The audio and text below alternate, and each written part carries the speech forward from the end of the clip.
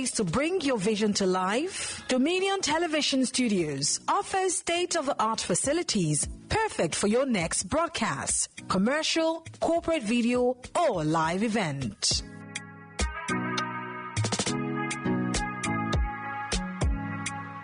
With flexible rental options, cutting-edge equipment, and a supportive team, we provide the perfect environment for high-quality productions. Unleash your creativity. For bookings, email us at marketing@dominion.org.ng. Call us on 0705 506 1061 or 0916 101 1061. Check us out on Instagram, Facebook, LinkedIn, and TikTok at Dominion Broadcast and on X at Dominion Casts. Book your space today. Dominion Television, your channel of choice.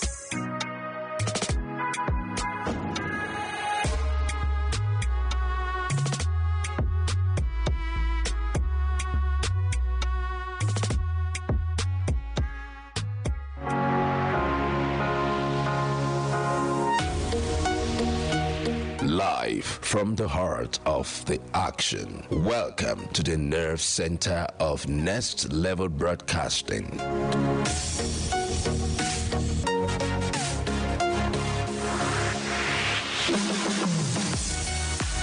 This is the OB van, where the studio meets the street. Equipped with cutting-edge cameras, crystal clear audio, real-time switching, and broadcast control, we don't just capture moments, we deliver the experience live.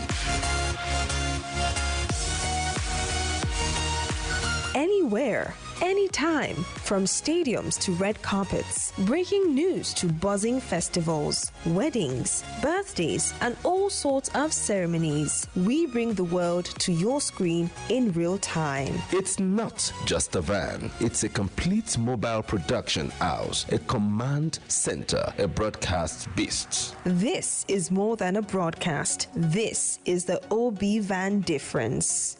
Live, loud, limitless.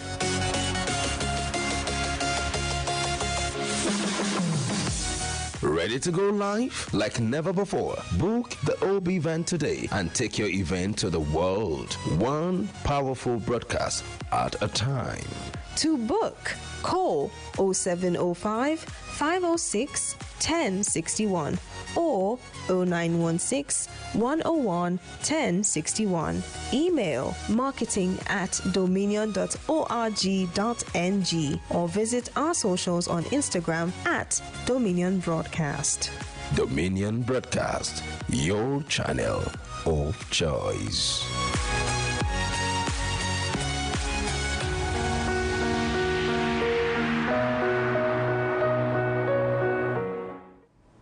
Good morning, Nigeria. You're tuned into Daybreak Live right here on Dominion Television. It's Thursday, the 11th of September, 2025. And I'm Oluwayemi Adelakun, delighted to set the tone for your morning.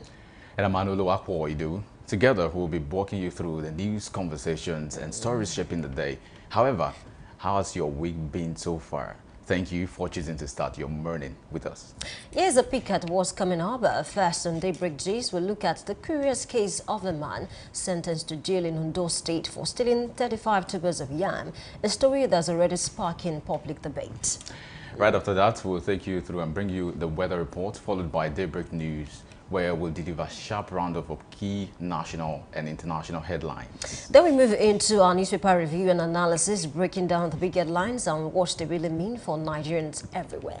And for today's big story, is actually a big story. Beyond the big two, ADC's recognition and the shifting political permutations toward Nigeria 2027 elections. We'll be exploring what this recognition means for the party system, realignment, and the 2027 race. We'll be joined by Honorable Molaja Alai, a strong APC stalwart who will share his perspectives on how this development might alter Nigeria's political landscape.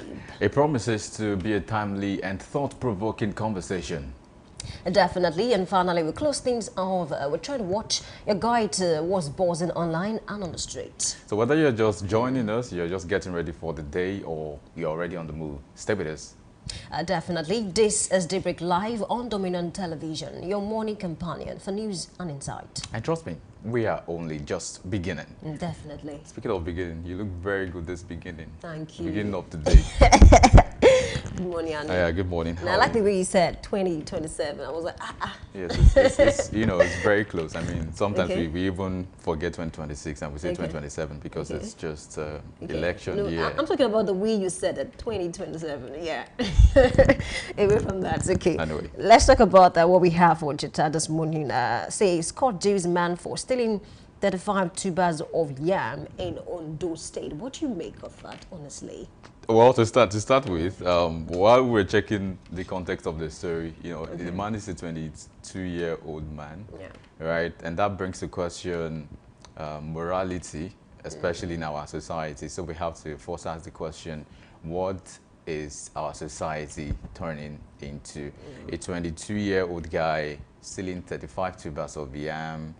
Yeah, I was just jokingly saying yesterday that maybe he's planning to get married. You know? No, I don't think so. You know, you need 41 or 52, whatever the... Even some families will tell you anyone you can bring. No, 35 is okay. Maybe they wanted 35 and the guy said, you know, I'm going to go out of my... It's love, you know. Sometimes you don't blame people. Love should not make you steal. Absolutely. So I'm an advocate for saying that if you do the crime, you should do the time.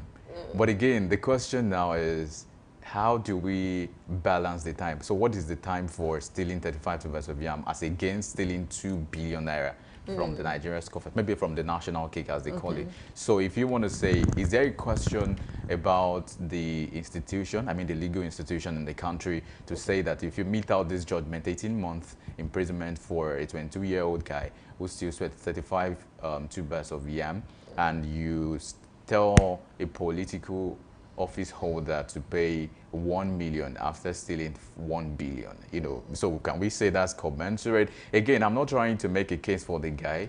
If you do the crime, like I said, you should do the time. Yeah, but the question is about time. How long should that be? You know, are there alternatives to this? You know, because we've seen a lot of times they will say, if someone steals, maybe someone steals like, say, 2 billion naira, they said the person should get shorties and probably pay a sum of money, and that's okay. But for this now, there's no shorty, there's no payment, there's nothing, it's just 18-month imprisonment. So if you have to consider that 18 months, can the guy work for 18 months and get that money back to repay the people and then take into a rehabilitation center to help him and maybe grow his skills or something? How can we look at it from that angle? I'm thinking there's always a way around this if we really want to do it the right way. You know, so what do you I think you have a very good point. However, I would love us to look at it this way. In religious studies, you know, there's what we call ethics and morals, just like you said. And then, you know, in ethics, you know, some school of thought will say that, okay, when you do something, whether it is wrong or not, and then maybe the end is to maybe benefit someone, just like how he stole. Because when I read the story, he said he stole just to feed because he can feed. But I have issues with stealing 35 tubers of yam just to feed. I mean, that's an issue. And I also read that, you know, this is not the first time that, you know, he will do something like this. He's done it before and he was pardoned. So let me go back to ethics now for religious studies. So some people will say, even when you steal, maybe to save the life of someone, then it is justified. Another school of thought will tell you that stealing is stealing. Stealing is bad in itself. It doesn't matter, you know, the reason why you did that. So I want to tilt towards that second school of thought, because, I mean, if you've done something before and you were pardoned, I think it was because it was pardoned. I mean, he's done it twice before. I think that's why he just feels like, okay, let me do it again. Just like how you cited an example of politicians. Sometimes when a lot of them do some things, some of them have cases with the EFCC, you know, currently, and they'll still do something more dire. Why? Because they feel the system is open, or the system will allow them to do it and nothing will happen. We've seen cases in this country where some people will say, okay, it doesn't matter what you do. Once you join the APC, your sins are forgiven. This is how it starts. It will start from, he's just 22. Imagine if he carries this mindset into politics when he's 40 years old. That's why I said. So even most of the people that we have that are, big politicians now, they started from secondary school, university, and then they were doing some things that were wrong, and then they carried it into politics, national politics. So we need to curb it at this level. What he did was wrong. The fact that you've been pardoned before, why should you do it again? Okay, so I beg to differ a bit from that point that you've made, which is okay. I'm thinking, so the problem was not with the pardoning, the first pardoning. The problem was with the structures in place to help him going forward. If you pardon someone who is already a thief, it goes again to steal. But if you pardon the person with an insurance system to educate them, to enlighten them, I think it makes more sense from that end to see, okay, so I want to pardon you, but I'm going to help you. This is how you go about it. You need to get a job for yourself. You need to start working. You need to start making ends meet. There's even a portion in the Bible that says that whoever steals should steal no more and should be taught to work so that after working, he can also provide for people who don't have. So it's not even about the pardon. The pardon is a very okay thing. I would cite an example. There's a country where the crime rate is really low. I can't remember the name of the country right now. But that country did something very spectacular. You know what they did? They said they were not going to call their inmates. They were not going to call them prisoners. So they chose another name for them. And so from that, so every other person, if you steal, they don't see you as a prisoner. They would get you to a correctional facility. They will help you, and then over time you get better. So they discovered from that particular country that the rate of crime decreased automatically. So if you think about the system, that's a good structure. They might pardon you, but they have other means to help you, going forward. It's not really about pardoning. It's about what will the person eat after pardoning. Okay, Arno, sorry to cut you. Let me come in there. Speaking about getting him to rehabilitation center to get better. Do you know that there are some repentant bandits that they enroll in the army and the police, and then at the end of the day they serve as watchdog. They give information out to these people. So in doing that, we must also be careful. Let me now go back to Emmanuel. See, it's not just about, okay, he's very good. After I was pardoned, maybe get someone to speak to him, like a counselor or the likes. But let me shock you, Anu. Some people respond better to punishment. So if you don't punish them for what they did in the first instance, they will do it again. Okay, I'm going to hold your word for it. I'm going to believe that that's going to be the case. Don't believe me. It's just a point I'm just of saying view that because from what has happened to Emmanuel, honestly, I think it can get better even after this 18 months. I'm not sure if he's going to serve that or maybe he's going to get pardoned again. Okay, so I think I've had a conversation with an inmate before, you know, and then we had the conversation, and it was saying, if you really check the correctional facilities in the country, you discover that many of those who serve punishment, who serve, sentences and all of those things, they really don't come back to say, I want to be a better person. I'm not saying that punishment is not a way to also bring people back to their senses. I'm only saying that for a number of times in Nigeria, we've seen it's a track record that people go into the prison, come out as bad as they were. That can happen, I know, if they are not remorseful enough. Because whether punishment or no punishment, if you decide to want to be a better person, I think it depends on who you are. But we can check the system too, I don't want to... Yeah, the system is not so good. The system can be worked on, but it depends on that heart of yours. Like, okay, I did this, I was not even punished, I was pardoned, but I want to get better as a person. If you don't have that will, see, it won't work at the end of the day. Imagine if you begin to pardon the politicians that have stolen billions of naira, and at the end of the day, they'll still come and do the same thing. Okay, I think it's a fine place to leave it. I do hope that Emmanuel will get better, become a better person in the future. Thank you for being a part of the segment this morning. We need to take a short break, and when we come back, we'll take weather reports. Please stay with us. We'll be right back.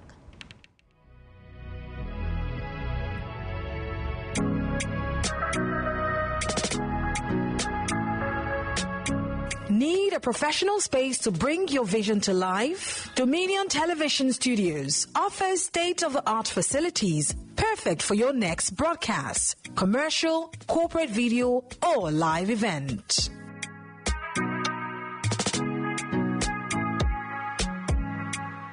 With flexible rental options, cutting-edge equipment, and a supportive team, we provide the perfect environment for high-quality productions. Unleash your creativity.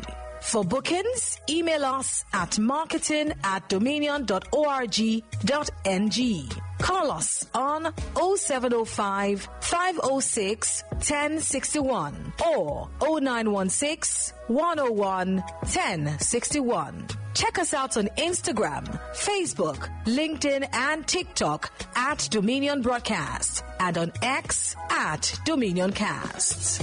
Book your space today. Dominion Television, your channel of choice.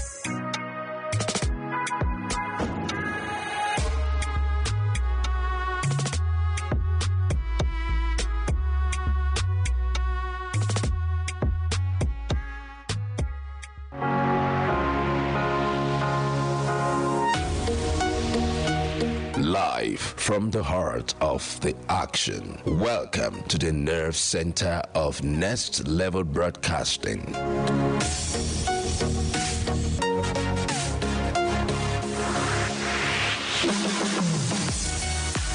This is the OB van, where the studio meets the street. Equipped with cutting-edge cameras, crystal clear audio, real-time switching, and broadcast control, we don't just capture moments, we deliver the experience live. Anywhere, anytime, from stadiums to red carpets, breaking news to buzzing festivals, weddings, birthdays, and all sorts of ceremonies. We bring the world to your screen in real time. It's not just a van, it's a complete mobile production house, a command center, a broadcast beast. This is more than a broadcast. This is the OB van difference. Live, loud, limitless.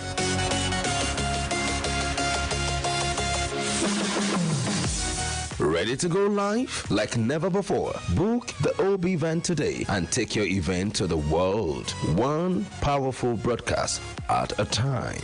To book, call 0705 506 1061 or 0916 101 1061. Email marketing@dominion.org.ng or visit our socials on Instagram at Dominion Broadcast. Dominion Broadcast, your channel of choice.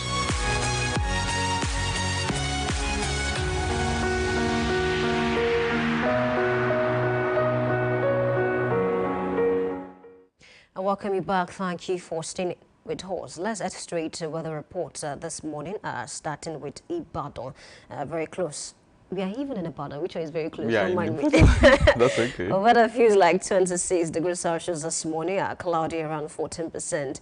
And afternoon, 29 degrees Celsius, scattered thunderstorm around 41%. And of course, in the evening, 25 degrees Celsius, showers around 40%. Overnight, 23 degrees Celsius, cloudy around 24%. That's what we have for Ibadan this morning. Do well to get ready in case you want to head out today.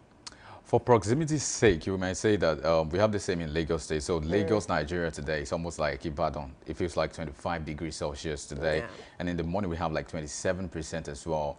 So that's cloudy, yeah, around 15%. Also, afternoon, 28 degrees Celsius, cloudy. Evening, 26 degrees Celsius, mostly cloudy. And overnight, 25 degrees Celsius, scattered thunderstorm. So you might need to get your blanket or whatever you have. Okay. Let's cross over to Kwara this morning. Weather feels like 26 degrees Celsius, cloudy around 100%.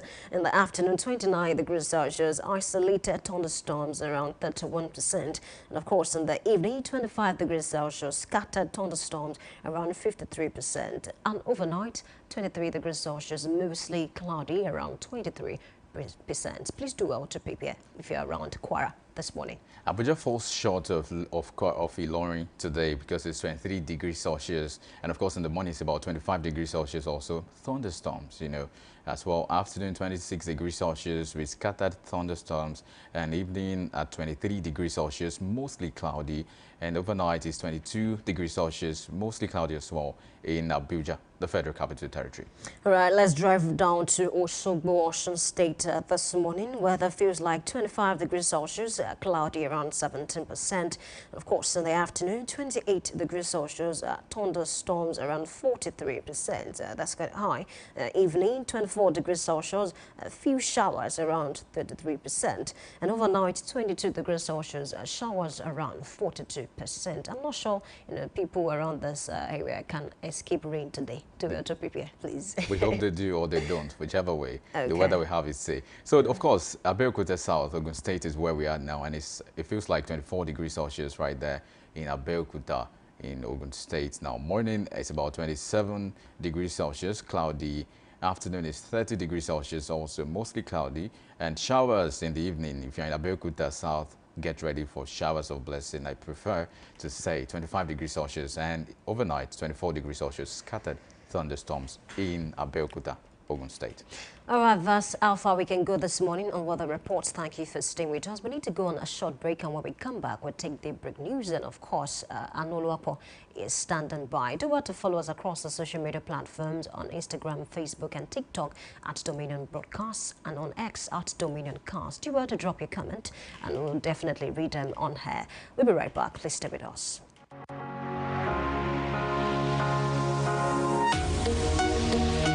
Live from the heart of the action. Welcome to the nerve center of Next Level Broadcasting.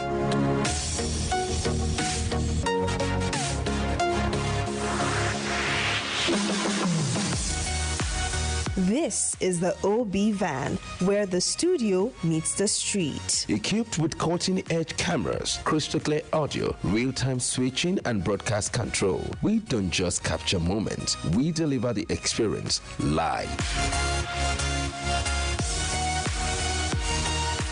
Anywhere, anytime, from stadiums to red carpets, breaking news to buzzing festivals, weddings, birthdays, and all sorts of ceremonies. We bring the world to your screen in real time. It's not just a van, it's a complete mobile production house, a command center, a broadcast beast. This is more than a broadcast. This is the OB van difference.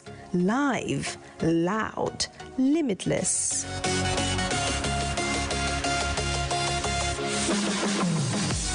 Ready to go live? Like never before. Book the OB van today and take your event to the world. One powerful broadcast at a time. To book, call 0705 506 1061 or 0916 101 1061. Email marketing@dominion.org.ng or visit our socials on Instagram at Dominion Broadcast.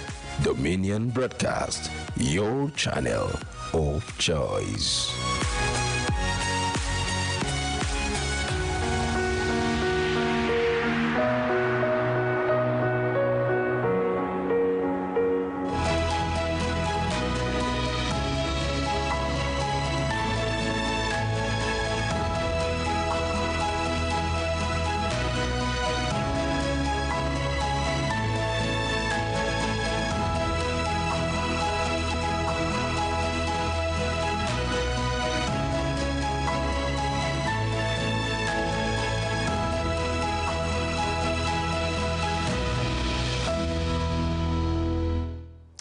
Hello and welcome to Daybreak News on Dominion Television. My name is Anoluapo Idowu.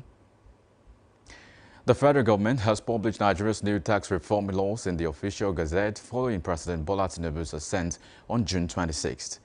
The announcement was contained in a statement signed by the personal assistant on special duties to the president, Kamoruddin Yusuf.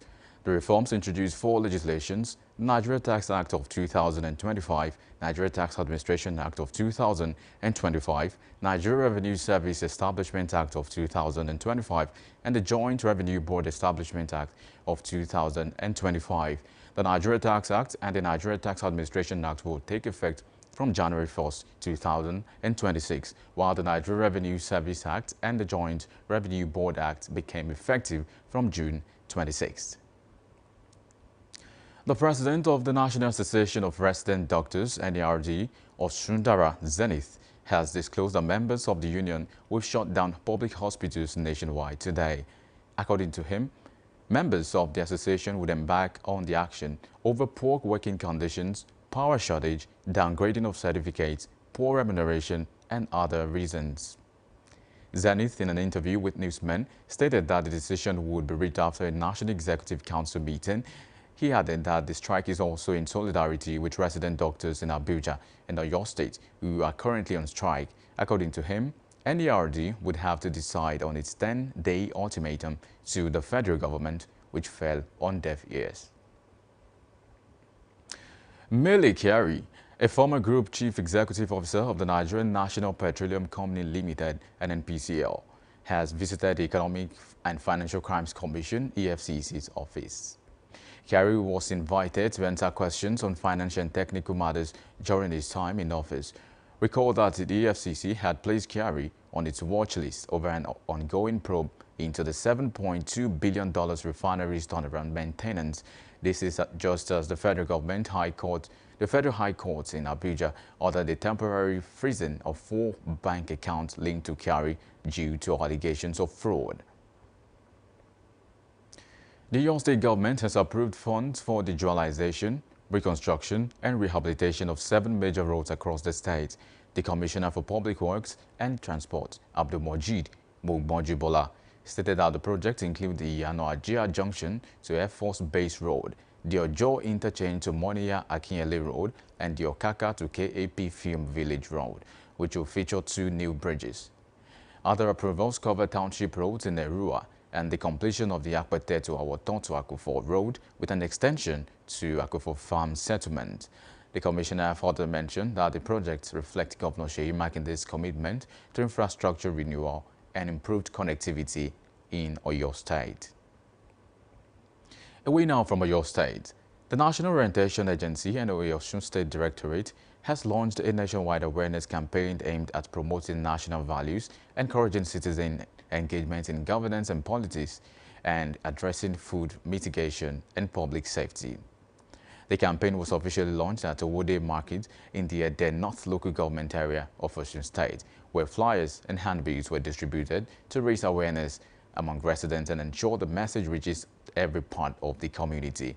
Speaking to newsmen, the Southwest Zonal Director of NOA, Olufunke Salako, emphasized that this initiative aligns with the renewed hope agenda of President Bola Ahmed Tinubu.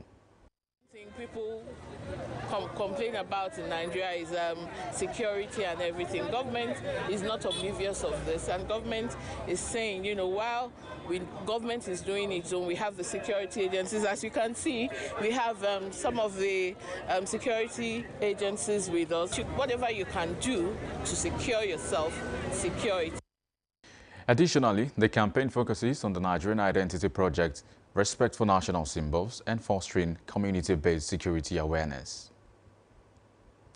In business, the Nigerian National Petroleum Company Limited, NNPCL, has urged international investors to take advantage of the country's vast energy resources, describing Nigeria as the continent's top destination for oil and gas investment. The group's chief executive officer of NNPC Limited, Bayo Ojulari, made the call during an event in Italy. The statement was contained in a release signed by the Chief Corporate Communications Officer of NNPCL, Andy O'Day. He explained that the federal government sought the investment to boost industrialization and strengthen Nigeria's position in the global energy market. And in sports, Oyo State's Executive Council has approved the hosting of Nigeria's Under-20 Women's National Football Team in Ibadan ahead of the upcoming FIFA Under-20 Women's World Cup qualifying match against Rwanda. The approval was announced following the council's meeting presided over by the acting governor, His Excellency Barrister Adebayo Lawal. According to the council, the hosting will provide the Falconet with a conducive environment for final preparations before the crucial qualifier, scheduled to take place in Ibadan, bringing national attention to the city and reinforcing its position as a hub for major sporting events. Meanwhile, a total sum of 110 million naira has been approved to cover logistics, accommodation, feeding, security, and other related expenses during the team's stay in the state. You can visit our website on www.dominion.org.ng to watch us live and interact with us. You can also follow us across our social media platforms, Facebook, Instagram, TikTok, YouTube, and LinkedIn at Dominion Broadcast, and next at Dominion Cast. And that's Daybreak News. Again, I am Anoluwa Ido. Thank you for watching. Daybreak Live News continues.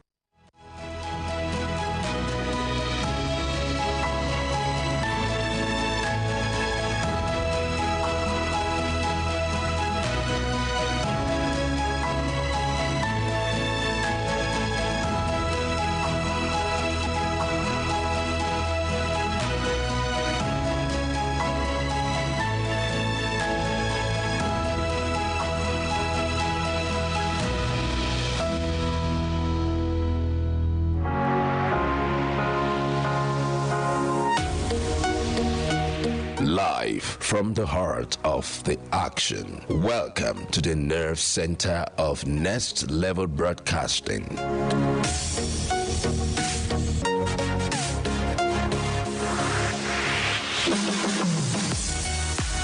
This is the OB van, where the studio meets the street. Equipped with cutting-edge cameras, crystal clear audio, real-time switching, and broadcast control, we don't just capture moments, we deliver the experience live. Anywhere, anytime, from stadiums to red carpets, breaking news to buzzing festivals, weddings, birthdays, and all sorts of ceremonies. We bring the world to your screen in real time. It's not just a van, it's a complete mobile production house, a command center, a broadcast beast. This is more than a broadcast. This is the OB van difference. Live, loud, limitless.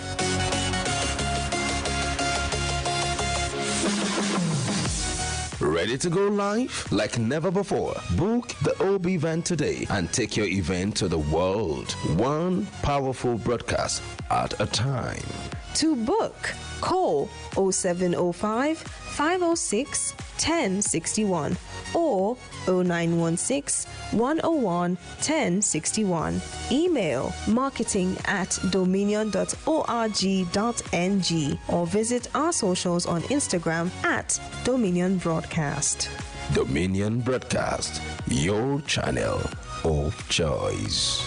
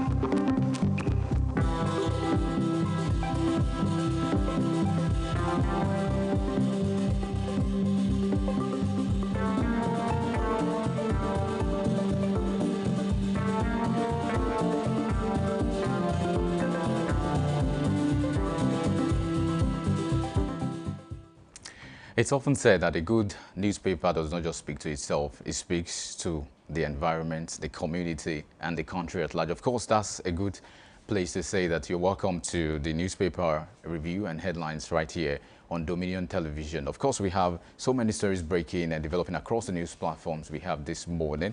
I have quite a few with me. Daily Trust newspaper is here with me, The Nation newspaper, and every other one that we can lay our hands on today. We'll get into this after a while now. Then we'll have someone join us, Mr. Lekon Shobowale, on the analysis this morning. Of course, let's get into that particular story from the Daily Trust newspaper. The first story calling for my attention is saying EFCC quizzes Melikari over $7.2 billion refinery fund. That's exactly the story right there. As you can see on your screen, the big caption, EFCC quizzes Melikari over $7.2 billion refinery fund. That's a big one. When you talk about numbers, you might want to question that if it's $7.2 billion, how much is that in Naira? Maybe we'll get to see all of that in the course of this edition. Yes, of course, all the stories still breaking right on that particular newspaper. Gunmen kill 3 police officers, 5 soldiers in Kogi and Zamfara this morning. Very shocking and not a good one as well. Tinubu directs FEC committee to crash food prices. Also a story right on Daily Trust newspaper this morning, calling for attention. Early campaign threatens democracy, and that's coming from INEC. And they're coming down to say that early campaign is threatening democracy. I think there should be, because we have also always known that there should be a time when the ban should be taken away, but it seems like people don't now respond to the ban lifting or the ban still there. A lot of people just do what they want to do. But of course, we'll also get into that conversation shortly while we take you through the stories that are making the rounds across the newspaper this morning. The Guardian newspaper is my next stop, and what do we have on the front page of the Guardian newspaper? It speaks to the government. Now it says the federal government is boasting of 80% of 2024 budget execution and site procurement hurdles for 2025. That's on page 6 of the Guardian newspaper. Federal government boasts 80% 2024 budget execution, site procurement hurdles for 2025. That story is of interest on the Guardian newspaper this morning. Grid collapse may worsen as Gencos lose 66 billion 1,866 megawatt to load rejection. Also coming from the Minister of Power in the country, Adebayo Adelabu. Of course, that is also something, a talking point, high point, of course, to talk about this morning. Moving on from the Guardian newspaper very quickly, we'll go straight to Nigerian News Direct. What do we have directly in our face this morning? Nigerians stand to gain more from new tax laws. That's coming from Oyedele this morning. Nigerians stand to gain more from new tax laws. Oyedele is coming out to say that on Nigerian News Direct paper this morning. Millions hit by blackout as national grid collapses. Yesterday, it was a thing. There's been a lot of circulations across board, different people saying different things, of course, again and again. If, in fact, some have said not again. Why would we have the grid collapsing every now and then? I think we've had a lot of stories back and forth, and we're still tracking to see if there's going to be a change. Now, we do not want this. This is a far cry from what Nigerians are expecting or are saying at this very point in time, especially in this administration, to say we don't want blackouts. National grid does not have to collapse every now and then. But again, we'll get into all of that this morning. There's a controversy also to talk about. Controversy rocks ADC as faction rejects INEC's recognition of Mark and Aregbesola. That is also making the rounds this morning. Controversy rocks ADC as faction rejects INEC's recognition of Mark and Aregbesola. Is that going to stand for the party? Maybe we'll get to know in the course of time. This day newspaper is where we track on now. ADC celebrates as INEC confirms David Mark National Chairman and Aregbesola Secretary. So we have this story on the one hand. On the other hand, we have the negation, some factions saying that we don't want this. This is not what we clamor for. We don't want Aregbesola and we don't want David Mark to lead the ADC. Well, who's going to be the leader of the ADC? Maybe time, they say, we tell.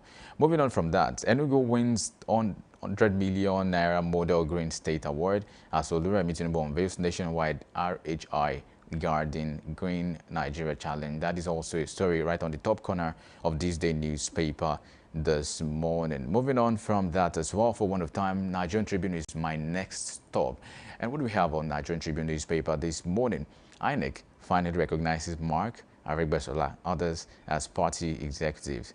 Party to Senate, Natasha suspension as lapsed, further obstruction abusive. Also a talking point today. Natasha has been in the story again for now. Natasha, if you want to slash it, you say Natasha slash the Senate. We have all of this conversation this morning. Again, moving on from that to the nation. I love listening to the nation. Why? Because I love listening to what the nation is saying to the nation. I mean the nation newspaper to the nation Nigeria. What do we have on the nation newspaper this morning? It says EFCC quizzes Kyari over spending on refineries and others. And that's a good place to start the conversation this morning. Thank you for joining us. We go on a very quick break, and when we come back, we'll have the conversation this morning extensively with analysis following up soon. Thank you very much for staying tuned. Stay with us.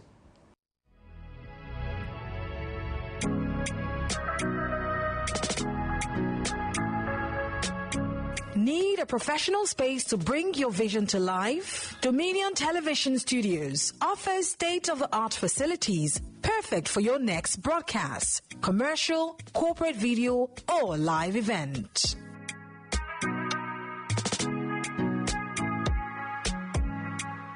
With flexible rental options, cutting-edge equipment, and a supportive team, we provide the perfect environment for high-quality productions. Unleash your creativity. For bookings, email us at marketing@dominion.org.ng. Call us on 0705 506 1061 or 0916 101 1061. Check us out on Instagram, Facebook, LinkedIn, and TikTok at Dominion Broadcast and on X at Dominion Casts. Book your space today. Dominion Television, your channel of choice.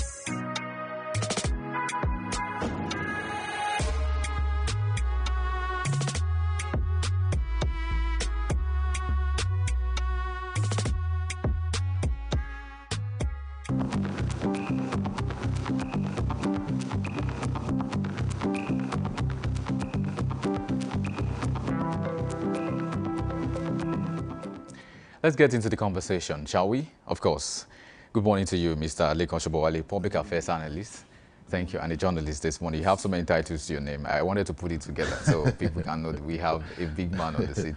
How are you? It's so good to have you in the studio. Thank you. So let's get into the papers this morning. The Nation newspaper is where I want us to start from. And there's a story coming from, Kyari and then the EFCC. EFCC quizzes Kyari overspending on refineries and others. This has been in the news for quite a while now. We've had conversations around this every now and then. It seems like there's been an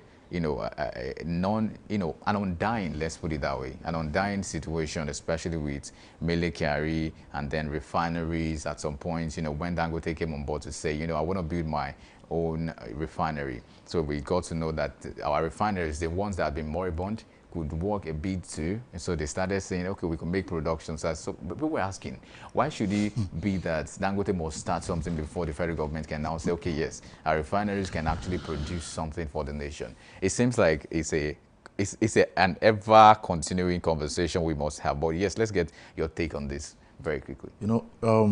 For me, from my own perspective, everything still boils down on the systemic failure in our country. Mele Kyari being invited by the FCC, and good, he's still there as we speak this morning. It is important for Mele Kyari to be questioned. So many questions needs to be asked. $7.2 billion US. I remember in April, I think it was this year or last year, we were all celebrating last year that our refineries are now working. What happened? What happened between April 2024 and let's say March 2025 when the refineries finally stopped producing? Where is our money? $7.2 billion. That money is just too much for us to be quiet, for us not to ask questions. I former President Olusegun Obasanjo had said it that Nigerian refineries can never work. And when Obasanjo said it, some people were castigating him, abusing him, especially the presidency, to Bayo Onanuga, that, okay, we can now see that our refineries are working. So his refinery is still working now.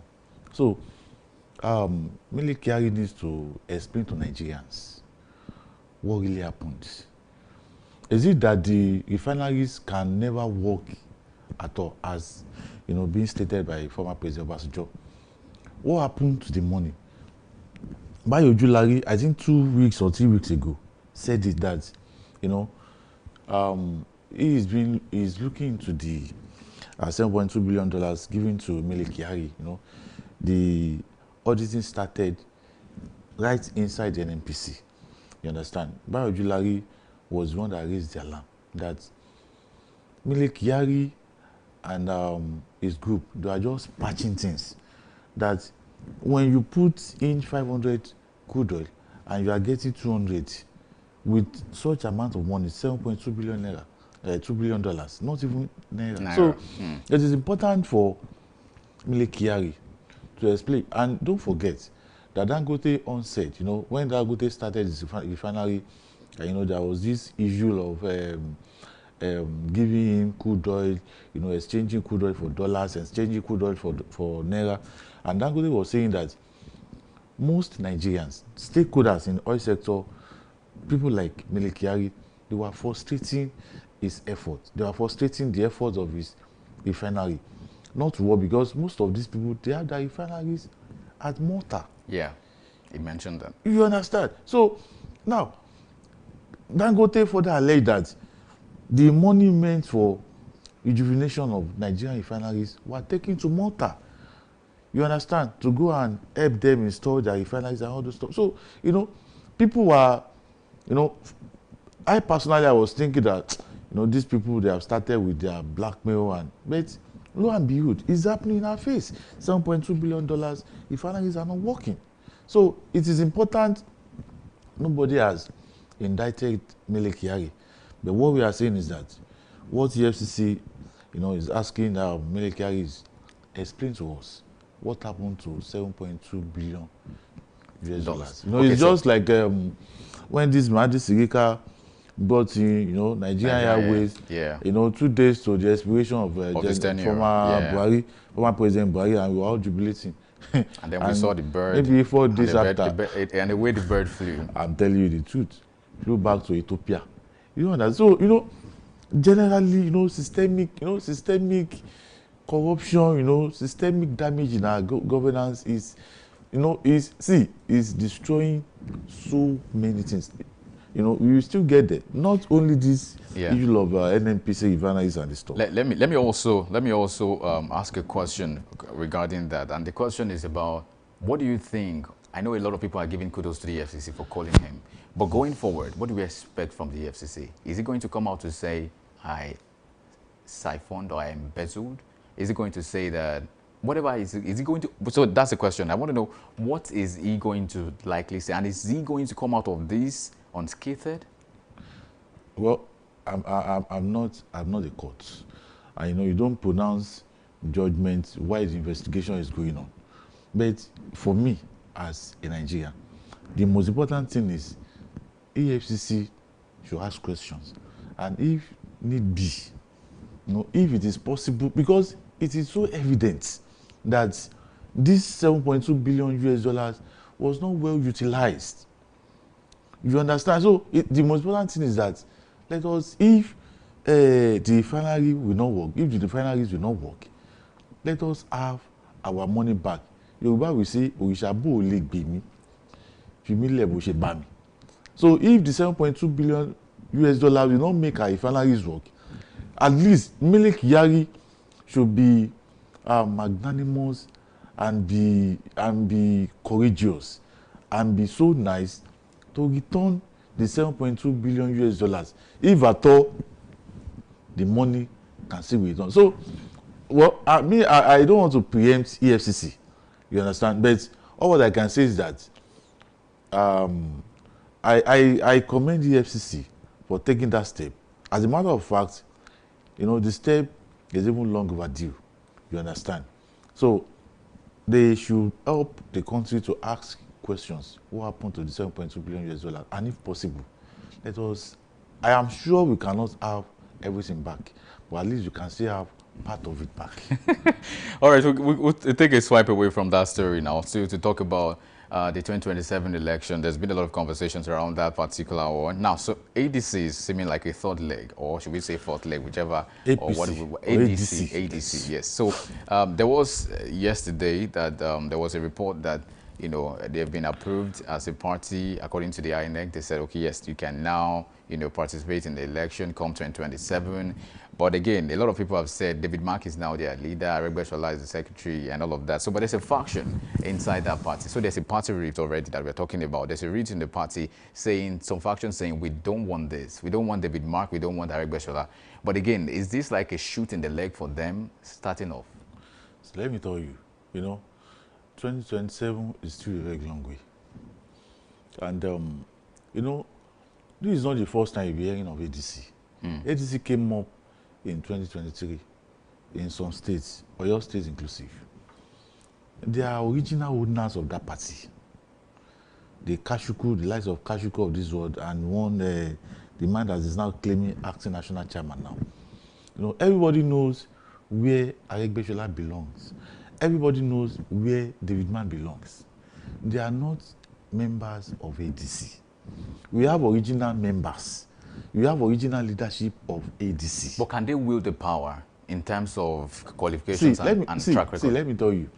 It is not in the hands of INEC to tell ADC that you are not going to recognize David Mark or you are not going to recognize Aregbesola as their secretary.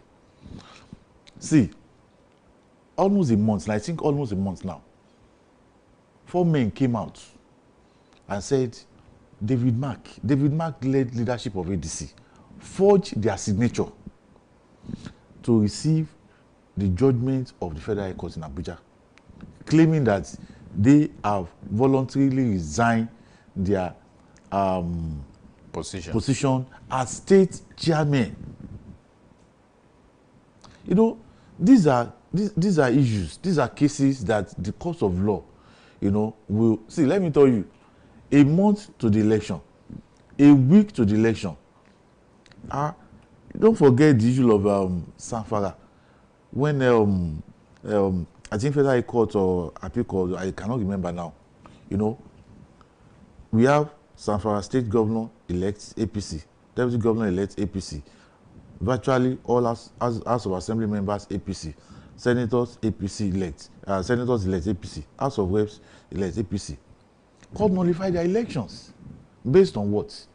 Just a week to the inauguration, court nullified all the elections held in Sanfara, and that's why we are having this man, the PDP man, as our state governor.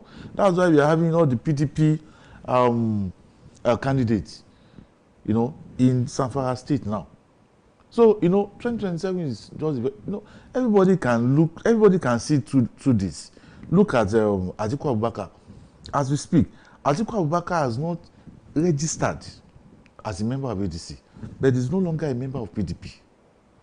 You understand? So it's not going to be so easy. You know, David Mark and Aregbesola and all other members and financiers of ADC, this new ADC, they're not going to have it so smooth. You know, yes, INEC will tell you, you know, I read it that, you know, a correspondent, a reporter was saying that he looked through the website of the INEC and saw that David Mark and Aregbesola has been recognized. That is not enough. If there is a court pronouncement tomorrow, it will be nullified, it will be changed. So let me put it up to you straight up. Do they stand a chance, ADC, come 2027? See, we are analyzing now. You know, I don't want to be biased. You understand? But from your projections, you've been in the game for quite a while. Yes. See, it's going to be so extremely difficult for ADC. See, forget about all the noise, forget about all the comments, forget about all the defections. Recently, we have by-elections now in 12 states. Tell me a single local government where ADC won. They didn't even come second. You don't understand. So it's going to be very difficult for ADC. See, at the end of the day, we will likely see a kind of, you know, merger, you know, between maybe ADC, PDP, Labour, and all those smaller parties.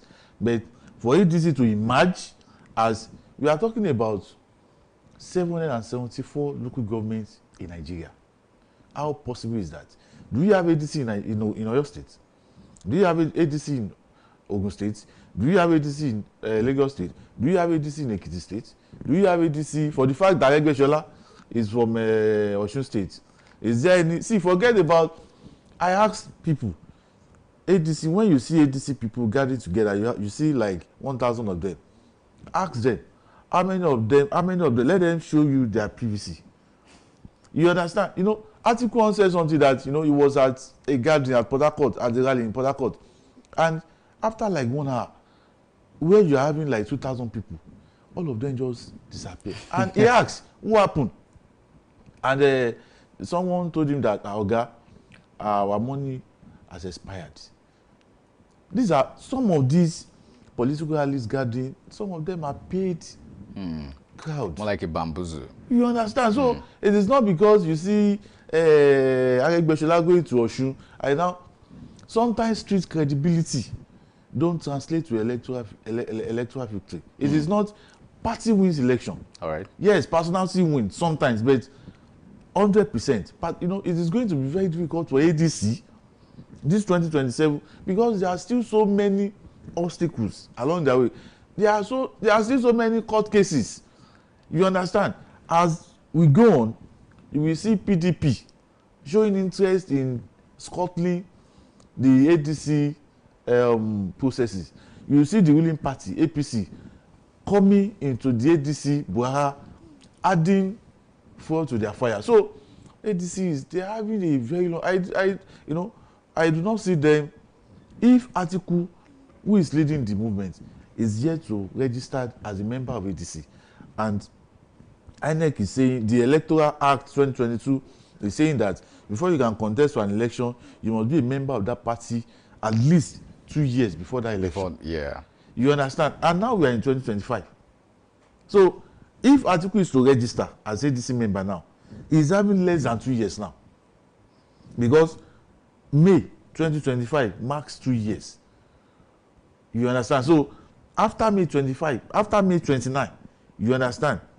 Less than 2 years. It's not even May. We held the election February or thereabout.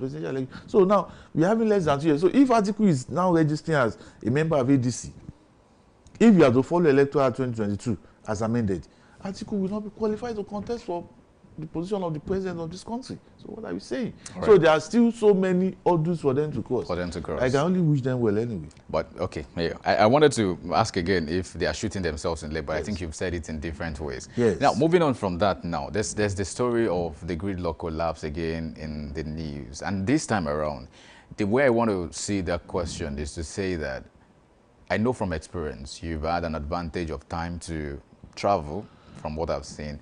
And I know that you're very versed in what plays out in the African state around. So I was trying to check one article and I saw that Democratic Republic of Congo alone has enough water system to supply electricity to the whole of Africa.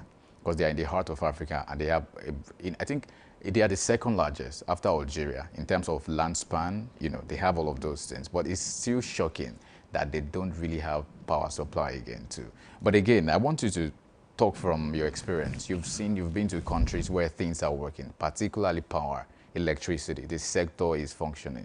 What can Nigeria do to forestall again and again the collapse of grid and all of these things we have in the country? Can we ever have a power supply that is stable? Yes, everything is possible. You understand? But like I said in my opening comment, that one of the problems facing Nigeria, it's the major problem facing our country. Someone was saying yesterday that someone tampered with one of these disco transmission line at 11:23 at Abuja, and everything just went down. What kind of an excuse is that? What kind of a talk is that? What kind of a comment is that? You are saying that all the loads on all the discos in the regions came down to zero. It was only that of Ibadan. Yes, it was only that of Ibadan that still stabilized.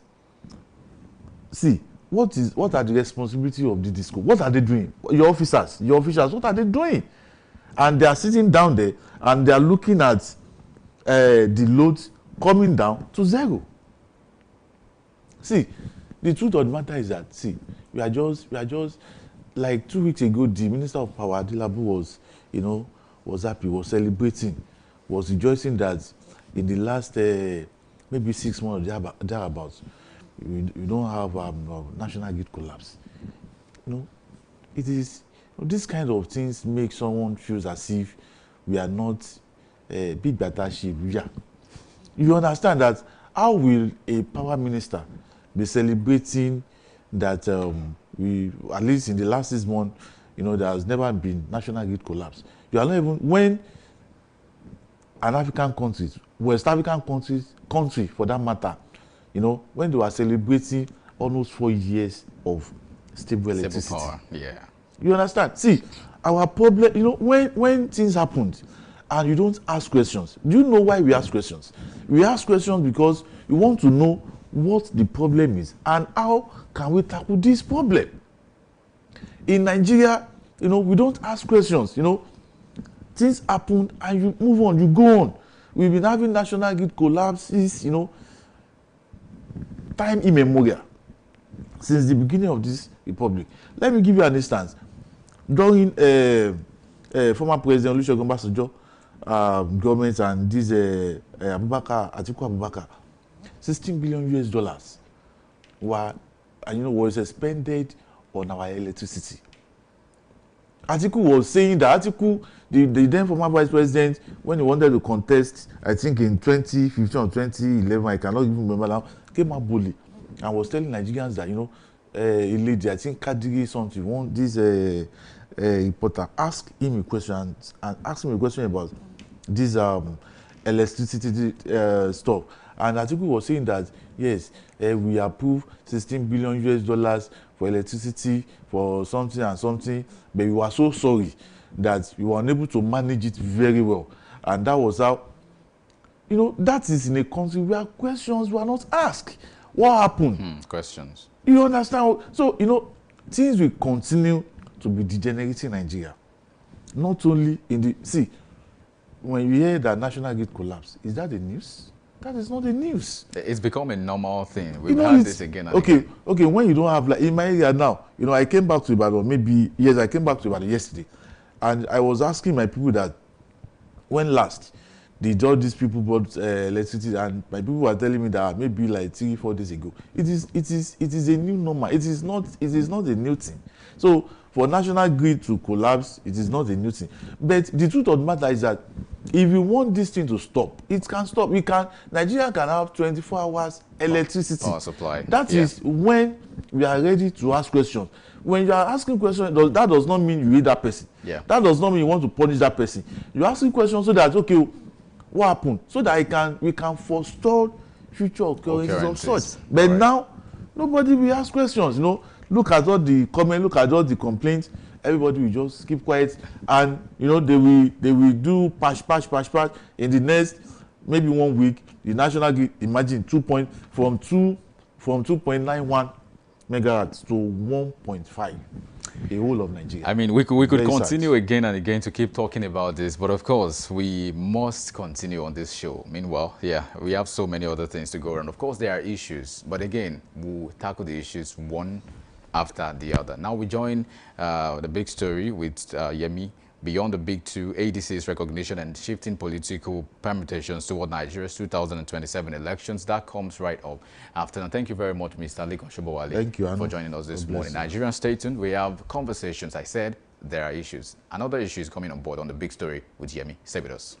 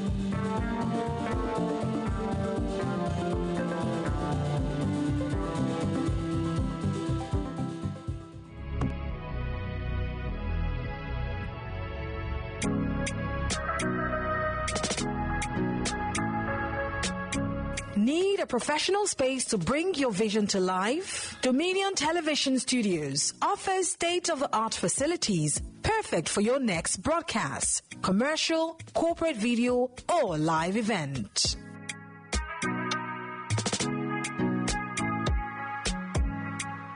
With flexible rental options, cutting-edge equipment, and a supportive team, we provide the perfect environment for high-quality productions. Unleash your creativity. For bookings, email us at marketing@dominion.org.ng. Call us on 0705 506 1061 or 0916 101 1061. Check us out on Instagram, Facebook, LinkedIn, and TikTok at Dominion Broadcast and on X at Dominioncast. Book your space today. Dominion Television, your channel of choice.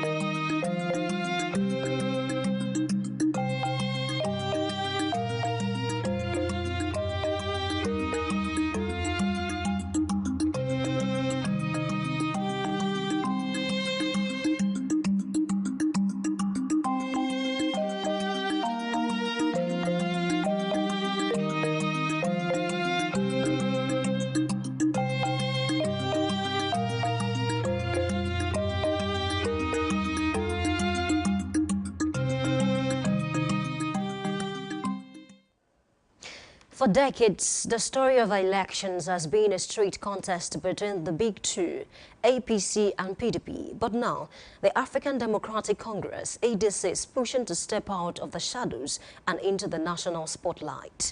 The Independent National Electoral Commission, INEC, has formally recognized former Senate President David Mark as the national chairman of the ADC, with former Osun State Governor Rauf Aregbesola as national secretary, alongside other interim national officers. This recognition resolves the party's long-running leadership crisis and positions the ADC as a potential rallying point for opposition forces. Already, political analysts are describing this as more than just a third force, with speculations that key figures like Atiku Abubakar, Peter Obi, Nasir El-Rufai, and Rotimi Amechi could align with the ADC in a broad coalition against the ruling party in 2027. Meanwhile, some insiders warn that lingering internal dispute and legal challenges could fracture this momentum before it takes root. So the key question: is the ADC truly on course to disrupt the big two, or is this just another episode in Nigeria's long history of fragile third-party experiment? This morning, we are looking at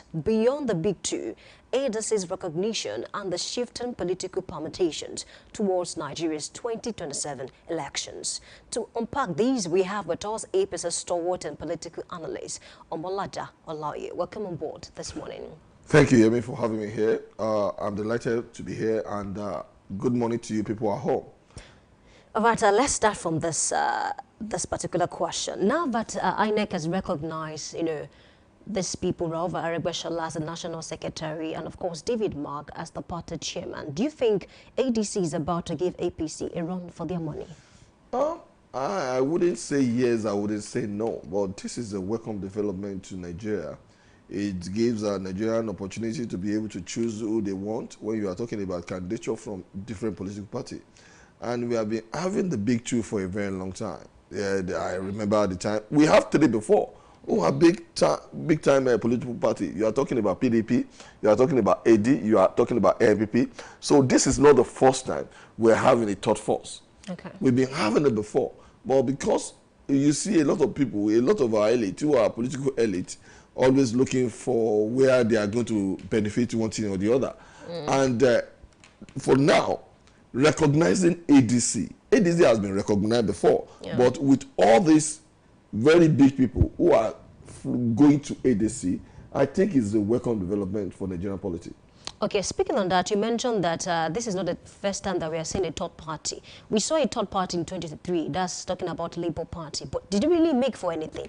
I don't think the Labour Party then was just a flash in the pan, because it came out early and it was only about one particular person. You are talking about Peter Obi. Okay. That is what makes Labour Party.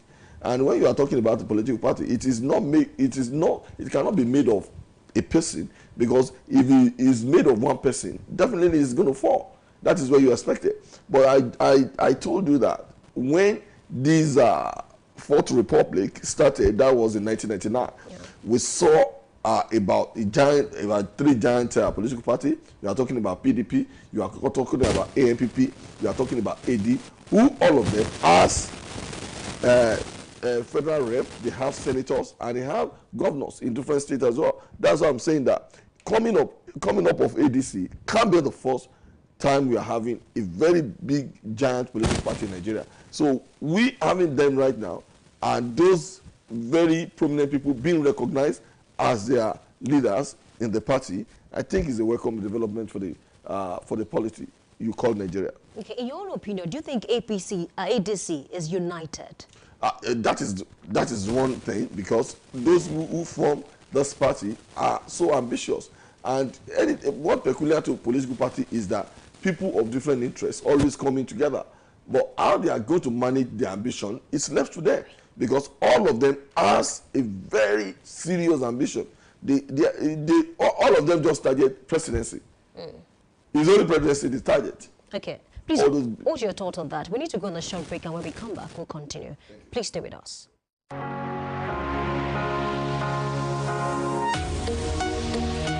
Live from the heart of the action. Welcome to the nerve center of Next Level Broadcasting.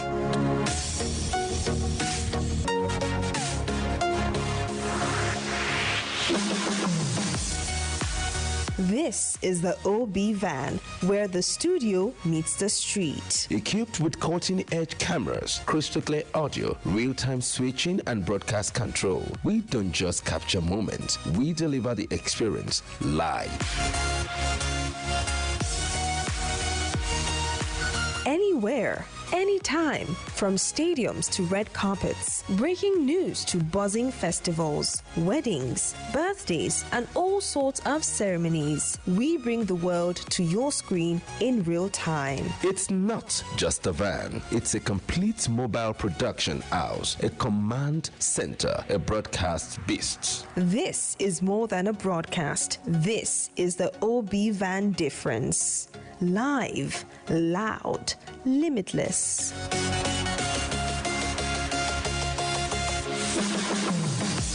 Ready to go live? Like never before. Book the OB van today and take your event to the world. One powerful broadcast at a time. To book, call 0705 506 1061 or 0916 101 1061. Email marketing@dominion.org.ng or visit our socials on Instagram @Dominion Broadcast.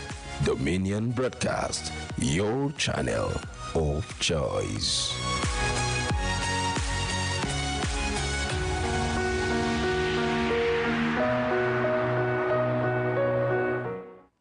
Thank you for staying with us. I still have with me Omolade Olai, of course, AP's stalwart and a political affairs analyst. Thank you for staying with us once again. Thank you very much. All right, speaking about unity, late July, the former deputy national chairman before the coalition, Nafi Bala, declared himself the national chairman because according to the constitution of the party, if the current national chairman resigns voluntarily, the deputy can come in as the national chairman. And don't you think because of this issue and a whole lot of other issues, like the Kachiku saying, okay, ADC people, these coalition people, they're in the wrong, they want to hijack our party, they are not going through the right processes, because they have not been able to tackle all of this issue, do you think it can become a bigger problem towards 2027?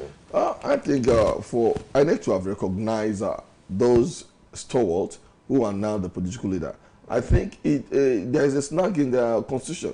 What that man said, I mean, the former vice national chairman said might not be true, because all of us are not having the same constitution. So a lot of them are just is a copy from one party to the other anyway. But once the national, we are talking about NEC are the highest making body for any political party. Any decision they made is going to be final. It is not about, it overrides their constitution as well, because when NEC make a decision, it overrides. So for INEC to have recognized them, I don't think there is no going to be any snag when you are talking about any court cases that can arise.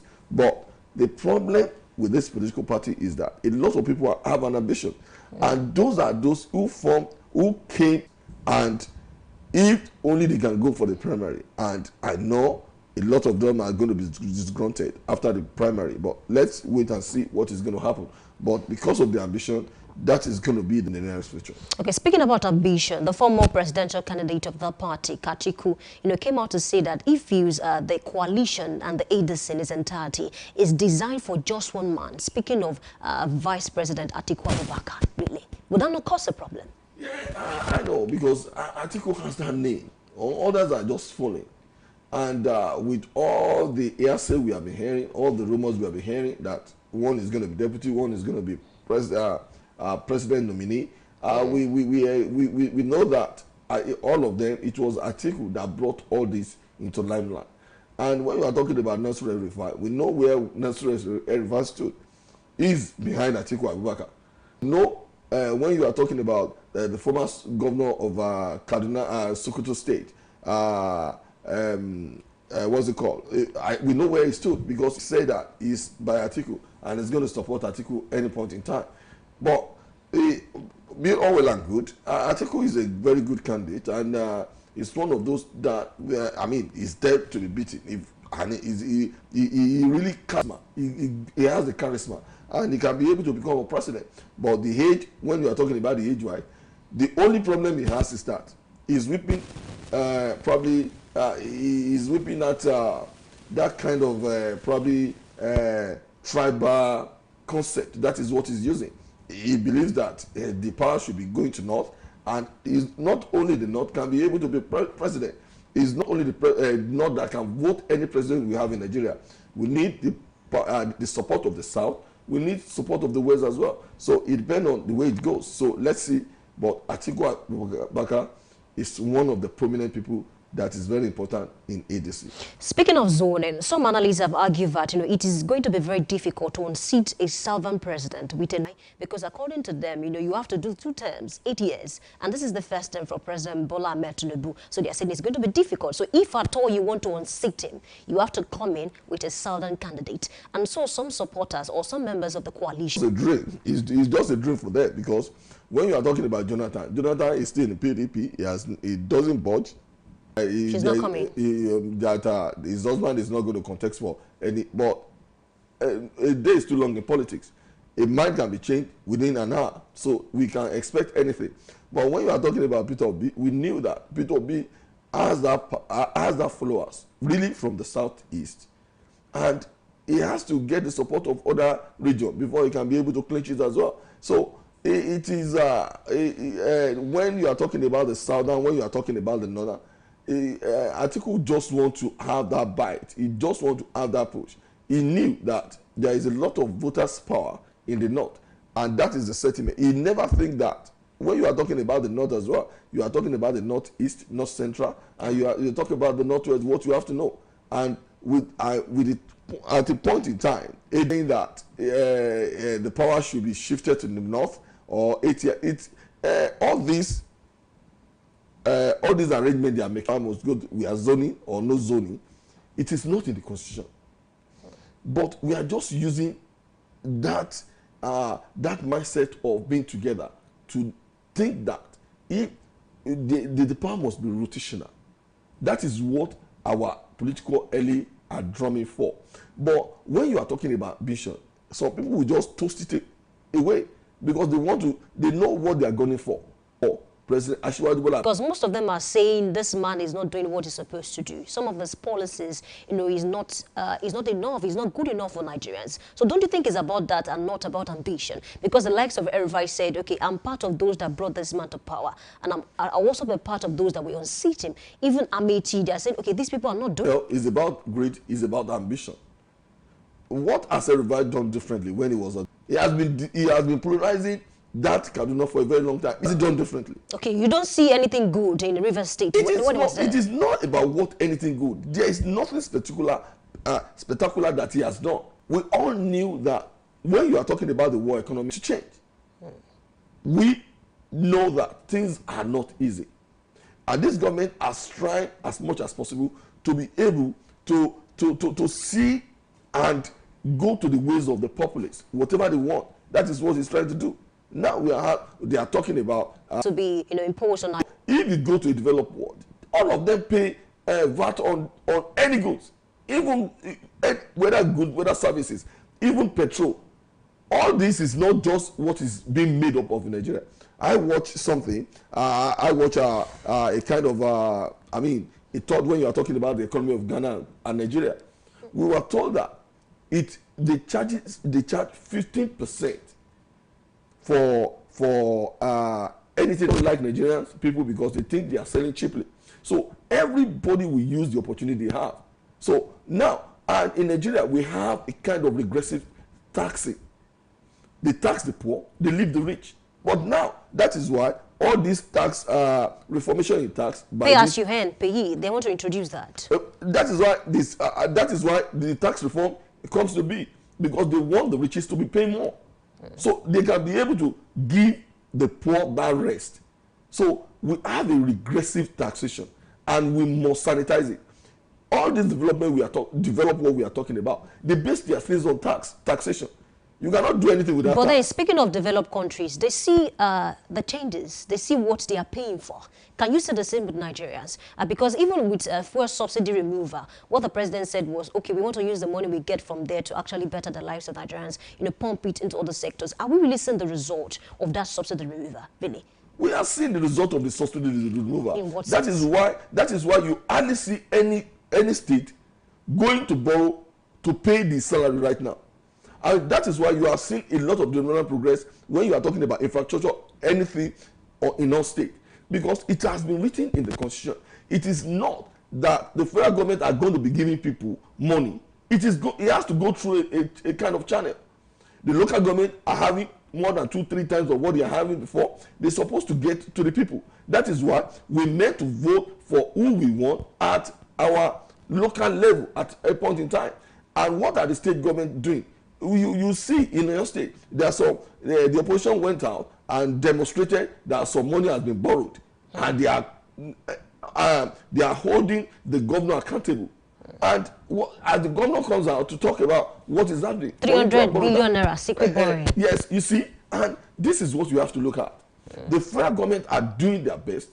They are even giving a lot to states. Okay, is the federal government doing, its best when it comes to monitoring this revenue? Because speaking about your state, I think there's been a 500% increase in the revenue. Your state, Ogun, but is federal government doing enough to monitor this revenue? It is not on the table of the federal government to tell the state government what to do. So whose responsibility is it? It's ours. It depends on who we choose. Are we going to choose people based on sentiment or the fact? Okay. We don't think about that. We just think, this guy is nice, this man is gentle. That is why this one is too talkative. We don't look at their performance, what they can be able to offer people. But we choose and we voted for people based on sentiment. That is the problem of Oyo State. And that is what we are having right now. Before, they said the former governor, the late former governor, he has bought all the school in Oyo State, which is lie. Because when they want to generate any controversy, they will just dump something on the populace, and they are going to be taking it as a fact. So now we've seen what this present government can be able to do. We have seen how they have transformed your state to their own liking. But time will judge. We have seen that a governor that pronounced that he doesn't believe in local government, he doesn't believe they can do anything.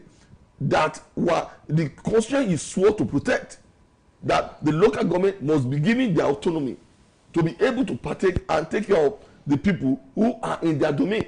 So it is our problem, the citizens of different states that have to hold themselves responsible for the actions. Okay, speaking about borrowing, before we cross over back to ADC now, recently the Speaker of the House of Representatives, raised an alarm over excessive borrowing, by the federal government. What do you make of that? Even Daily Momodo, national TV, said if care is not taken, the federal government might begin to borrow from these banks that we have now. What do you make of that? Are we not borrowing too much? Because $21 billion was approved by the Senate a few months ago. Another one is to be approved soon enough. What do you make of that, really?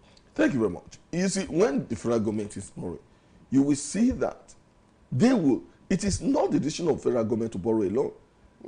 This is what is going to be presented to the state executive or whatever they are, it's going to be presented before it is going to be debated, and they are going to talk about it.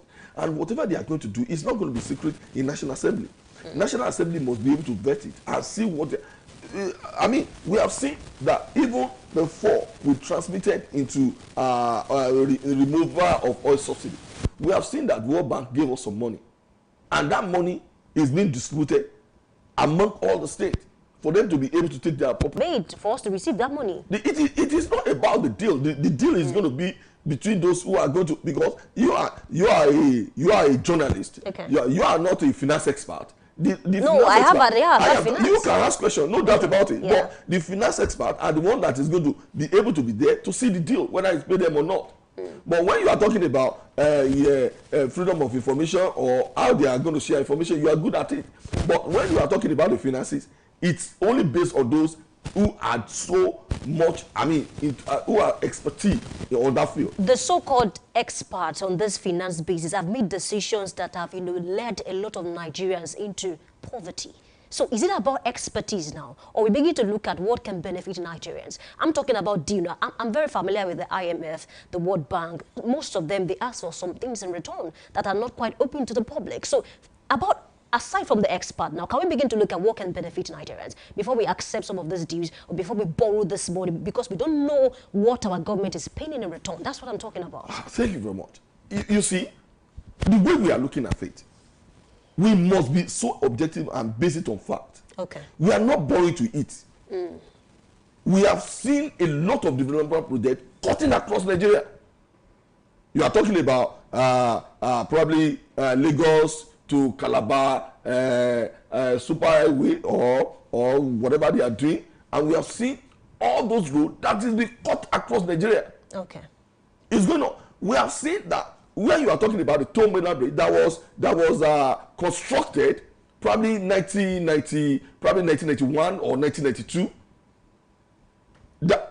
that is now being reconstructed, or probably is being refurbished, or probably a lot of things, a lot of development is going on in Nigeria right now. Part of it is when you see that our airport that is giving us a lot of revenue is going to be subject to risk, like 300 billion that was borrowed secretly by some few certain legislators in Oyo State. Whatever the federal government are going to do, part of it is that as of recent, we saw that some millions of naira were being given to different states to be able to augment their health system. All states were giving, were the bosses too. Have you seen it in Oyo State? Disbursing money to any local government for a development purpose. All the money being borrowed, are they being given to any local government for development purpose? This is what we have to know. I am not holding forth for federal government, but I can see that this particular government, is so forthright, and he opened his book to the general public to be able to vet it. All right, speaking on that, now that we have the ADC in the picture, some Nigerians are saying maybe we can test that party and see what they can offer, because you also mentioned it that, okay, Nigerians have the ability to vote for whoever they think, will benefit their lives. It's in terms of grassroots mobilization, in terms of structure, and so do you think ADC has what it takes? Don't forget we have the likes of Atiku, the Big Shot, and the ADC. So can they mobilize for funds, grassroots, system and structures to ensure that they have a good, good numbers? I don't think they can do that. I don't think it's going to take about 2 years for them to be able to establish themselves. I think the people are going to ask questions and they have to prove themselves, because when you are talking about the mobilization, it is for me, I see them just a flash in the pan, because a lot of them belong to a particular political party, and by the time they can see the burden of those members who are going to be asking for money from them, a lot of them might be able to run away. We have seen that. Who are those leaders in Southwest? And what is their financial capability? You have seen Ogbeni Rausha Adegeshola that is going to be holding forth in the Southwest. How many people is he going to be open to mobilize, apart from talking about Osun State? Is it well accepted in Osun State? That is That is the problem. He's quite popular. And I'm sure you will agree with me. He's popular throughout Nigeria, no doubt about it. His politics is not about popularity. No, not only popularity. Okay. It has to do with financing. Let's talk about a place like United States of America. Okay. When they want to do their donation, do you know that it is going to be from time to time? When they are having shortfall, they have to ask people to donate. And we also have people who donate voluntarily. But in Nigeria, people want to get from the politician. They don't want to give any penny. I don't agree with you on that because the last election, Labour Party. Yes. When you are talking about the diaspora, how many people donated in Nigeria? I mean, you can't say. It is not about whether I can say or not. You are talking about the diaspora because we saw that people went throughout the world, and a lot of people who has been hungry. When you are talking about the south and southeast people, they donated a lot of money. Yes. No doubt about it. Yes. The same thing is happening to all these political parties we are talking about, the APC and PDP. They are seeing some diaspora donating to them because they have friends abroad. That is when you are going to see that when a governor becomes a state governor, you are going to see some diaspora being invited to join them in their cabinet. You will see that. So now, you cannot compare a place like United States of America where even $1 is counted. Definitely, but then it is not going to be a big money. Now, imagine you are having members who are about 2-3 million in Nigeria, and a lot of them just donated 1,000 naira. Some donate 2,000, 5,000, which is going to be easy for them to donate. See how many billion it's going to be. But when you have a political party that doesn't even have more than 100,000 or 50,000 members, what do you think they can be able to? What do you think they can be able to do? You don't think silent billionaires of this country, aside from Nigerians and diaspora, would donate to the cause of They don't waste their money just anyhow. Oh. They don't waste. I'm telling you, they don't waste their money anyhow. Okay. You can see what happened when Trump was about to become the president. You know how many donors, when you are talking about, and they show their faces. And mind you, in a place like America, you either be a Democrat or you become a Republican, and you show it. You don't hide it. Even all these actors and actresses, all these celebrities, they came out and they always in support of someone. And from their proceed, they always try to donate to a political party because they knew that all those extra proceed is not going to be taxed. So, and with this, I wish ADC best of luck, but with ambition, they are going to have a lot of problems. All right, and before we go, what lessons do you think they can pick up from the likes SDP, NNPP that have been, the third force for quite a number of time now? Now that ADC is coming up, what lessons do you think they can learn? Maybe the mistakes of the Labour Party in 2023, the SDP before now. What lessons do you think they can learn from there? There are so many lessons we have to learn, but we refuse in Nigeria to learn lessons. Whether you are in PDP, whether you are in PC, whether you are ADC, we're on PDP. It's because of greed. And they are just managing, we are managing what we have in it. Yeah, but most of this internal that's what I'm saying. We are just managing it. It was because of the greed and selfishness. That is what makes political party to be having to disagree and having problem. And I don't think ADC can learn anything. They don't think about the problem. They are just going for the trophy. And when you are talking about the trophy, there's a lot of turn when you are going for the trophy that you are going to encounter.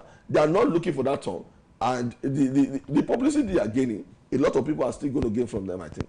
All right. And of course, political affairs analyst. Thank you for joining the show this morning. Thank you. All right. Many thanks to him once again. What we are seeing is the early redrawing of Nigeria's political map with INEC's recognition of David Mark and Ralph Aregbesola. At the end, the ADC is no longer a footnote but a possible headline player.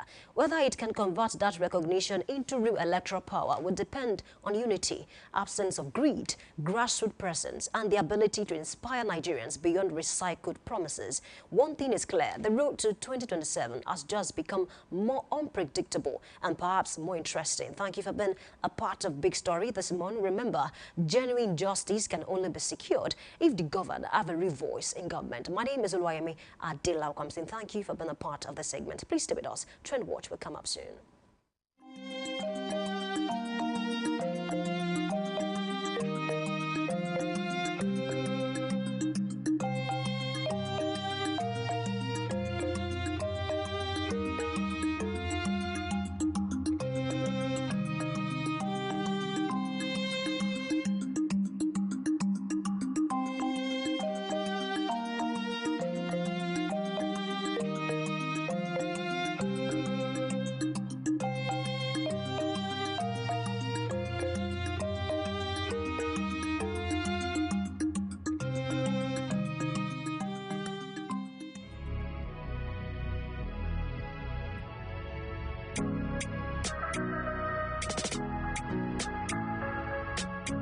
Need a professional space to bring your vision to life? Dominion Television Studios offers state-of-the-art facilities perfect for your next broadcast, commercial, corporate video, or live event.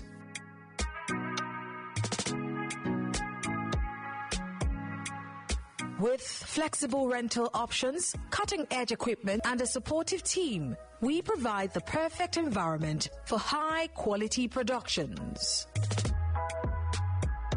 Unleash your creativity. For bookings, email us at marketing@dominion.org.ng.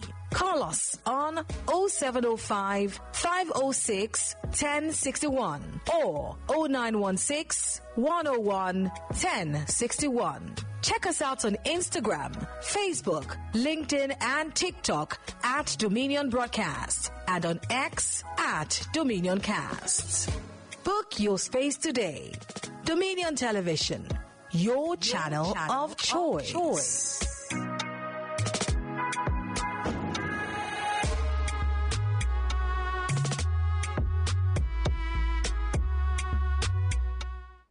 I welcome you back. Thank you for staying with us. This is still Daybreak Live on Dominion Television, Ibadan. I'm not alone. I have Anna back here with me this morning. Welcome back. Yeah, that was a very interesting topic, you know. Definitely. I sat and I was engrossed in all of the conversations. Very important that we have to talk about those things. Yes, and I do hope that after the elections, we come back and talk about some of the things that we've discussed today and, of course, later. And I want to ask you if you have a PVC. Do you have yours? Definitely I do. Because I have mine. Definitely I do. And I do hope people watching us, have theirs as well. It's a good thing to tell people to also get. If you don't have a PVC, please do get one. Definitely. All right, let's talk about what we have for Trend Water this morning. I have this story that says parent order support campaign against single use of textbooks. Honestly, I think it's a conversation that we should have, because for primary schools and secondary schools, some schools will tell you only one child can use that textbook, and they have to write, in it, and because of that, other siblings cannot use it. And parents are complaining about costs. Don't forget, just recently, some states are banning,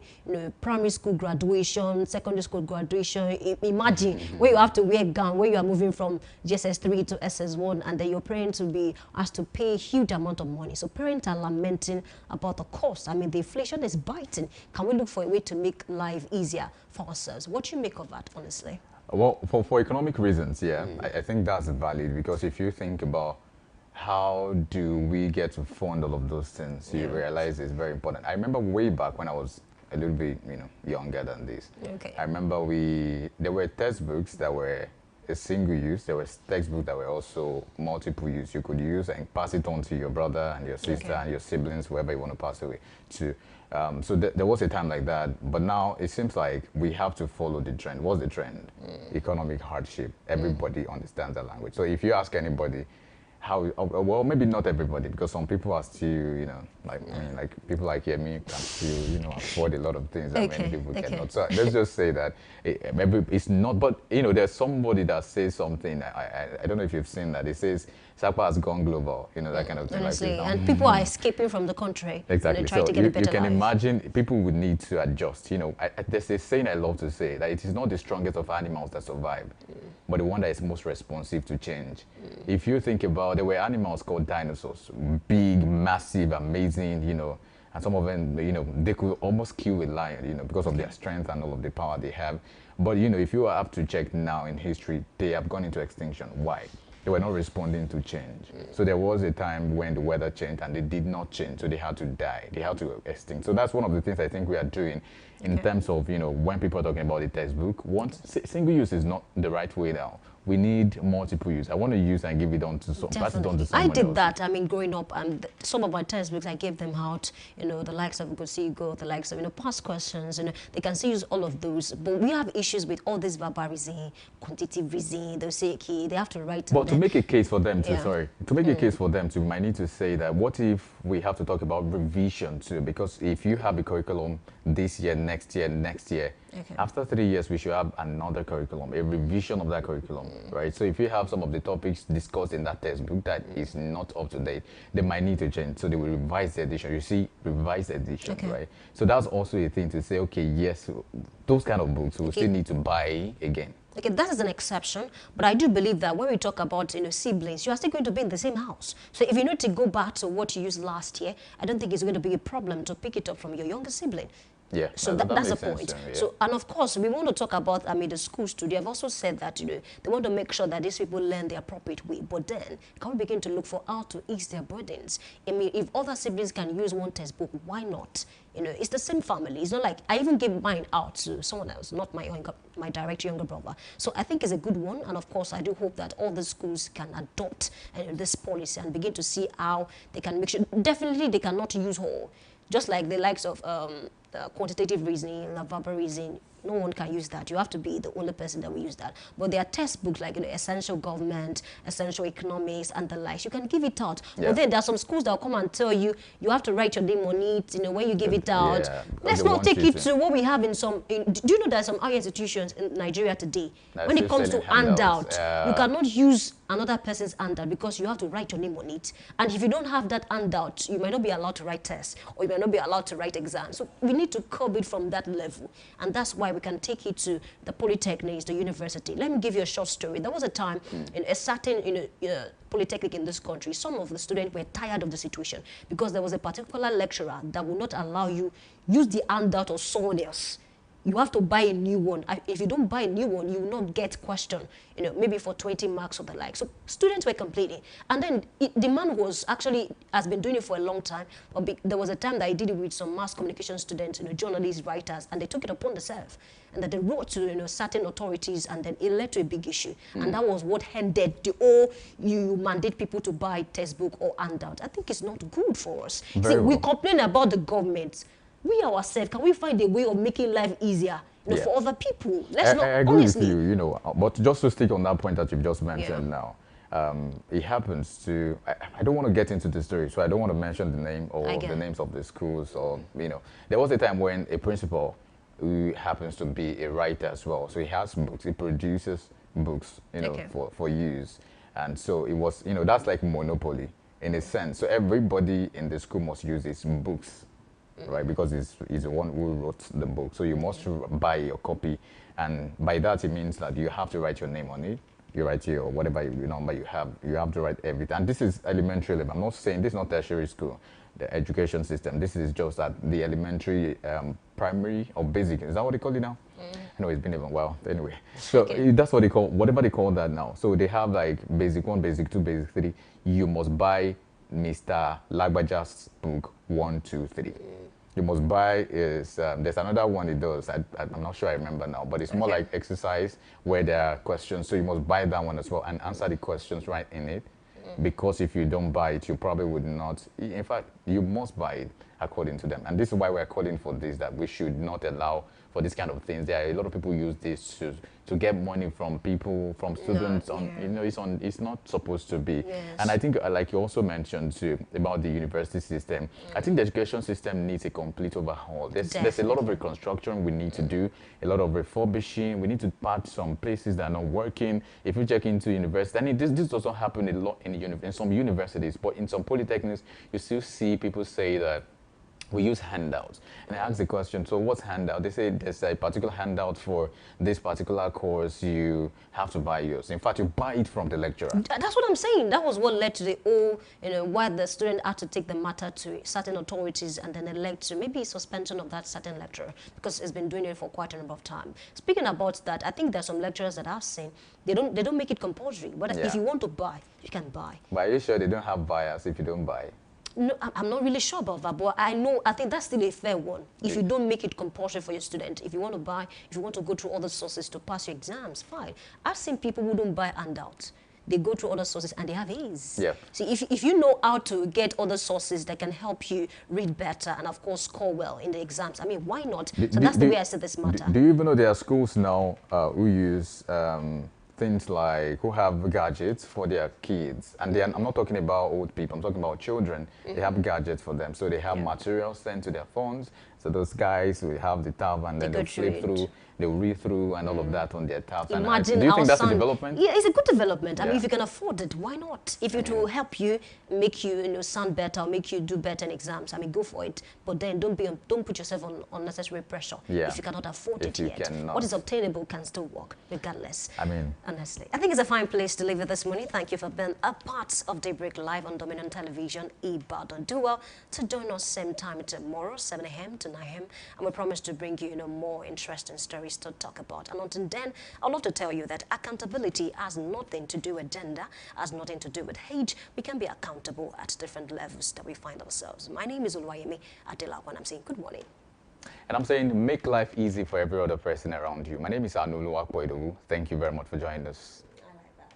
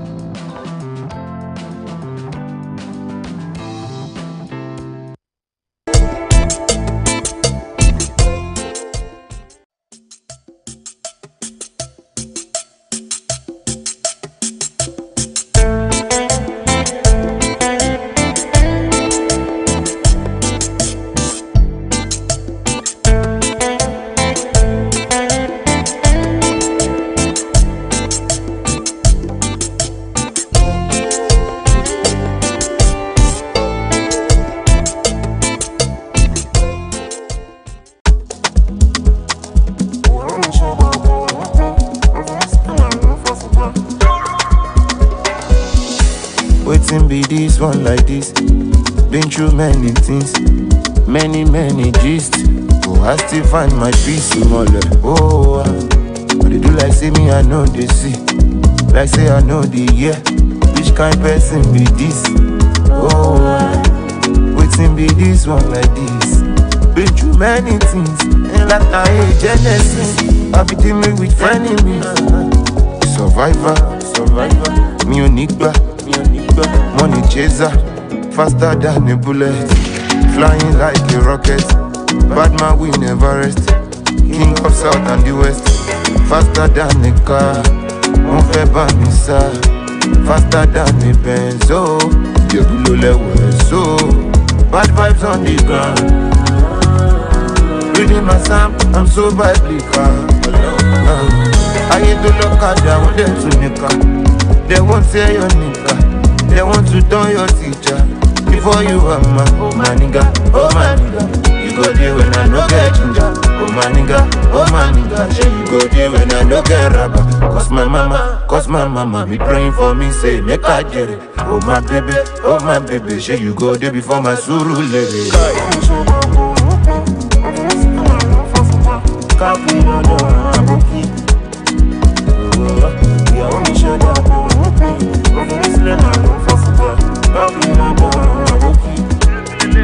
Oh,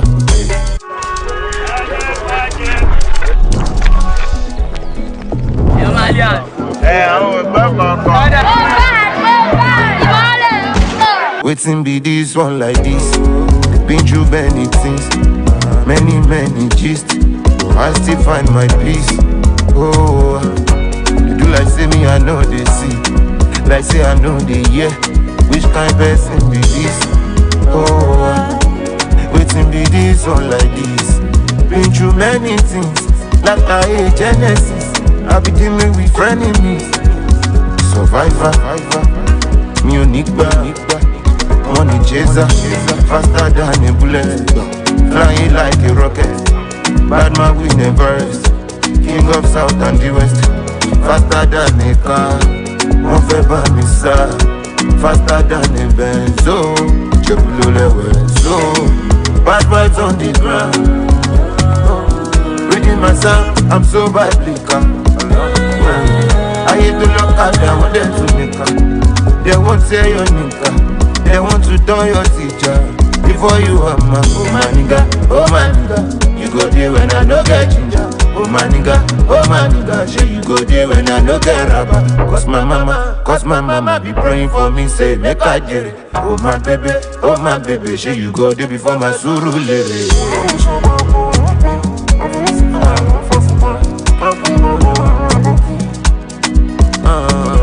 Yeah, what me shoulder, yeah, what me.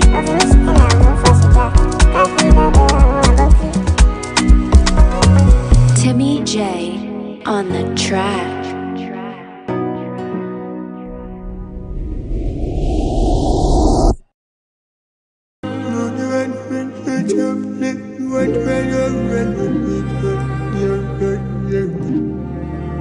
She won't stop pushing until she see my cadaver. She won't stop pushing until she see my cadaver. I walk her assistant now, I seen it day.